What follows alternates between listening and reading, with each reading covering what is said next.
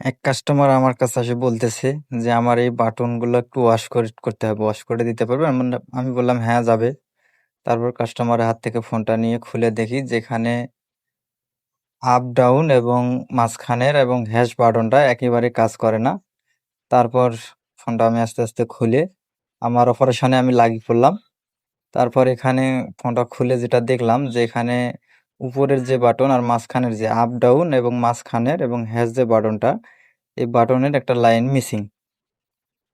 তো এই সমস্যাটা নাকি আরো টেকনিশিয়ানকে দেখাইছিল, সে নাকি করতে পারে নাই, ওয়াশ করে দিছে কিন্তু হয় নাই।